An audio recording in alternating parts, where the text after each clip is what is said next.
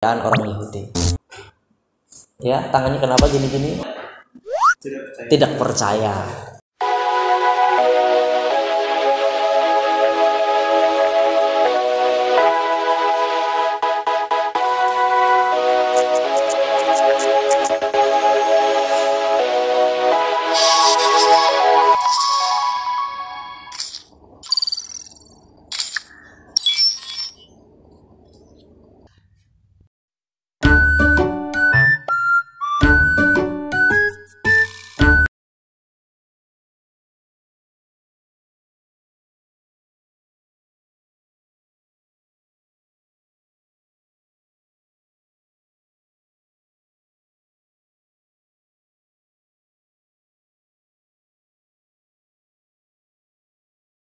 Shalom teman-teman yang diberkati oleh Tuhan. Pada saat ini berjumpa lagi bersama saya untuk belajar di dalam pelajaran Cornerstone Connection di Sabat yang kedua. Nah, saat ini kita berjumpa dengan sahabat-sahabat kita. Ada Samuel, Noval, dan juga Nathanael.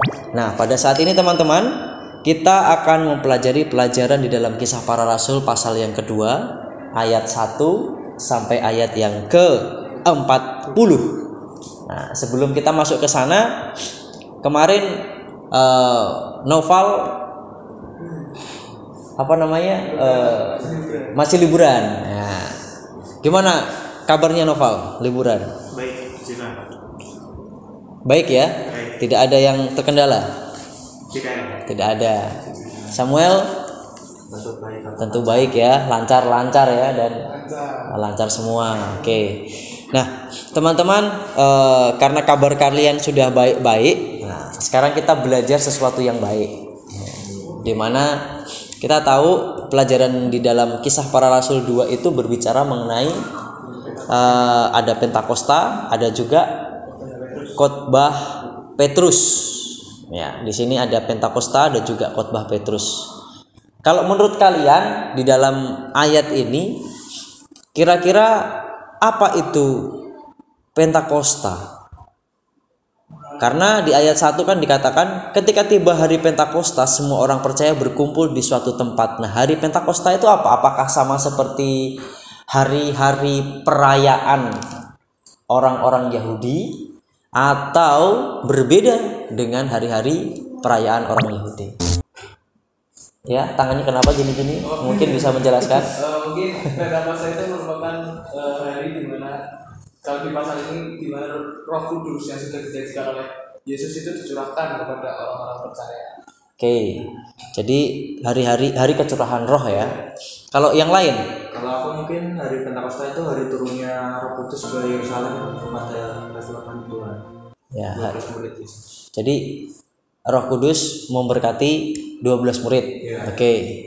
Noval, ada tambahan? Sama, hari kecurahan Kudus. Kecurahan Roh Kudus. Oke, kecurahan Roh Kudus untuk 12 orang. Nah, yang betul adalah iya, kecurahan Roh Kudus apakah untuk 12 orang? Iya, untuk orang-orang percaya ya. Tetapi di sana ada juga orang yang tidak percaya. Ada orang yang tidak percaya. Apa buktinya? Nah, kita nanti akan sama-sama belajar. Jadi, pada saat mereka berkumpul di sana, mereka itu berkumpul kenapa? Kira-kira kok bisa, kan di sana kan ada orang Patria, ada Media, ada orang Mesopotamia, ada orang Pontus, Kadapokia. Apa namanya? Kapadokia. Ada orang Asia, ada orang Mesir. Nah, kira-kira mereka kumpul di situ tuh ngapain?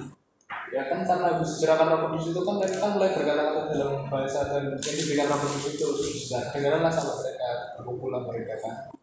Bisa berkumpul mendengarkan. Loh, kok ini aku kok mudeng apa yang mereka katakan? Oke, itu kan berarti mereka berkumpul. Nah, kenapa mereka berkumpul di tempat itu? Kan pastinya orang itu datang ke situ karena ada sesuatu momen, terus kemudian ada kecurahan roh. Ya kan? Kira-kira kenapa mereka itu semua kumpul di sana? Kalau di sini kan di ayat kedua tiba-tiba turunlah dari langit suatu bunyi seperti tiupan angin. Lalu di ayat ke-6 ketika turun bunyi itu berkerumunlah orang banyak. Mungkin karena dengar bunyi itu makanya mereka kumpul. Kumpul ya. Karena mendengar suara jadi kumpul. Kalau enggak kedengaran, kumpul. terus orang-orang itu di mana? Mungkin hatinya diketuk oleh putus. Ada panggilan untuk mendatangkan. Oke, saya mengerti maksudnya. Hanya tadi belum terjawab. Ini kan ada orang Kapadokia, ada orang dari Asia, ada dari Pontus. Kira-kira kenapa dia berada di satu tempat di situ? Nah, ada apa? Contoh nih, Noval orang Jakarta, Samuel orang Lampung, Nathan orang Kalimantan, saya orang Jawa Tengah, kumpul di Cibubur. Kira-kira ngapain? Mungkin ada suatu panggilan. Ada momen kan pasti. Nah, kira-kira mereka ngapain di situ? Mereka mau mencari Rasul, dan juga salah satunya adalah untuk memperingati kebangkitan Tuhan yang ke-50 hari. Itu tujuannya. Tetapi pada saat itu akhirnya ada kecurangan roh yang akhirnya membawa mereka untuk membawa diri mereka lebih mengerti. Katanya Yesus itu kan pastinya orang yang datang ke situ tuh ada orang yang penasaran sama Yesus siapa, kok namanya itu bisa masyhur kemana-mana. Nah, pada saat itu akhirnya si Petrus itu sebagai murid Yesus berkhotbah tapi ada satu masalah. Masalahnya adalah itu kan tadi dari orang-orang yang berbeda-beda tempat dan sukunya. Nah, gimana lah kalau seandainya kalian ini sebagai Petrus, apakah tetap mau berbicara? Samuel mau berkhotbah di depan orang-orang Dayak yang nggak tahu bahasa Jawa contohnya. Mungkin itu kan sia-sia ya. Tetapi kalau mungkin solusinya butuh banyak translator kan, karena di situ kan banyak orang dari berbagai daerah kan. Jadi nggak hanya butuh satu translator untuk mengatasi permasalahan itu. Banyak orang. Kalau mungkin saya bisa mendapatkan banyak translator dari berbagai daerah itu, mungkin saya bisa berkhotbah di situ. Tapi kalau nggak ada, mungkin itu akan sia-sia sekali. Sia-sia ya. Jadi kamu nggak akan berkhotbah ya. Iya. Tapi sekarang pertanyaannya, Novel bisa jawab enggak? Kenapa Petrus mau berkhotbah di depan orang-orang yang beda suku dan bahasanya? Ya mungkin Petrus sekarang menyadari kalau dirinya sendiri yang bekerja ya nggak bisa, tapi dia tahu ada Tuhan, ada Roh Kudus yang mendampingi dia, jadi dia khotbahin aja. Kenapa? Ya kalau sesuatu yang dilakukan dengan Roh Kudus pasti gak bakal sia-sia, ada hasilnya pasti. Oh gitu ya. Jadi kalau dia merasa bahwa Tuhan sudah memimpin saya, sudah memberkati, pasti ada caranya ya, ada cara Tuhan ya. Ya terkadang kita berpikir seperti Samuel tadi, sia-sia ini kayaknya, ini nggak mungkin ini. Nah, di sini satu pelajaran di dalam kehidupan kita, ternyata kalau kita berserta dengan Tuhan tidak ada kesia-siaan. Tetapi kalau kita melakukan segala sesuatu di luar Tuhan, apa itu kata siapa? Pengkhotbah, kata Salomo, semuanya itu sia-sia kalau tidak disertai Tuhan. Nah, ini disertai Tuhan dia. Jadi kalau kita disertai oleh Tuhan, itu tidak akan sia-sia. Nah, di sini kan sebetulnya larinya adalah pelajaran kita ini ke kecurahan roh ya. Murid-murid Tuhan diberikan kecurahan roh, begitu pula dengan yang lainnya, sehingga tahu bahasa si Petrus. Nah, di antara kalian nih ada nggak pengalaman Roh Kudus berbicara kepada kalian? Tidak, di dalam diri kalian. Jadi Roh Kudus berbicara supaya kalian berperilaku sesuai dengan firman Tuhan. Kira-kira ada tidak pengalaman seperti itu? Novel ada nggak? Ada pasti kan. Ya kayak bisikan-bisikan kecil yang kalau ada barang di depan dan gak ada tahu punya siapa dan barang itu berharga, diri sendiri pasti bilang ambil aja Pak. Tapi kan saya percaya kalau ada Roh Kudus yang mengingatin, gak usah diambil, jangan. Terus kalau ambil pelayanan, ya kalau dengan kekuatan sendiri mungkin udah bisa ngomong, nyanyinya mungkin udah bisa. Tapi setelah turun dari pelayanan, kok bisa bagus ya, kok bisa bagus tadi hasilnya, ya pasti karena Roh Kudus, bukan karena kekuatan diri sendiri gitu sih. Kamu punya pengalaman itu ya? Oke. Samuel ada pengalaman? Kalau aku mungkin terkadang kalau di rumah kan lagi sendiri gitu, lagi bengong lah, mikirin apa-apa lah, pokoknya yang ada di lintas pikiran tuh kayak apa ya Kak, kita sering di jalan kan lihat banyak orang yang jualan koran. Lah kadang aku mikir, ini tuh kok anak kecil jualan koran, apa dia nggak sekolah atau gimana? Nah di situ kadang aku kayak kasihan, terlebih kadang kalau di jalan tuh aku lagi berhenti karena lampu merah, mereka itu menghampiri aku, Mas belilah Mas. Nah di situ terlebih tersentuh, mungkin karena curah Roh Kudus aku di rumah itu setiap kali lihat orang yang jualan koran, terlebih anak kecil, pasti aku beli. Mungkin di situ berbagi lah. Jadi kamu menolong ya, menolong karena kata Roh Kudus berbicara untuk menolong, kamu tolong ya dengan cara membeli. Oke.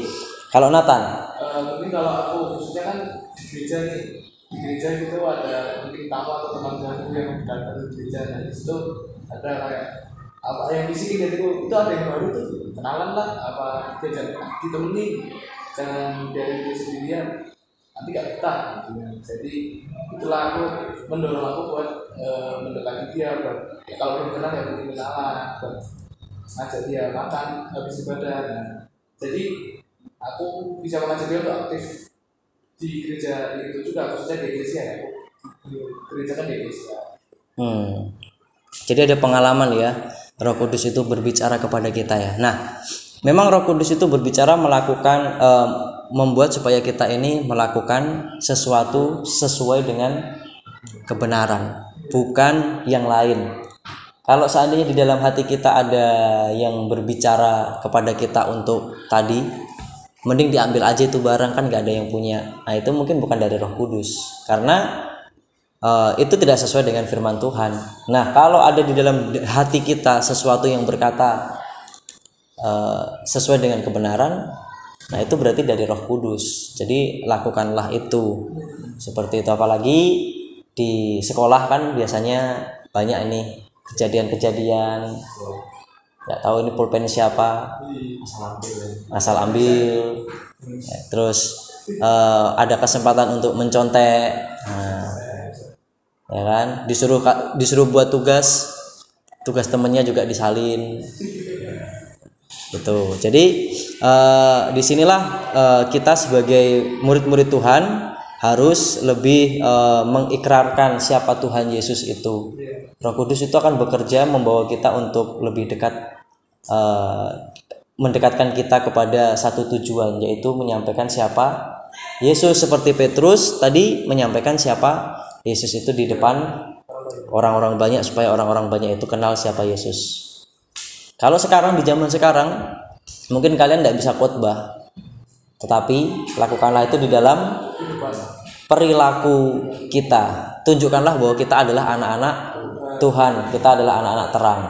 Mungkin itu pelajaran kita untuk sabat kali ini. Di sabat yang kedua kita tutup dengan doa. Kita minta yang berdoa Samuel pimpin dalam doa. Mari berdoa.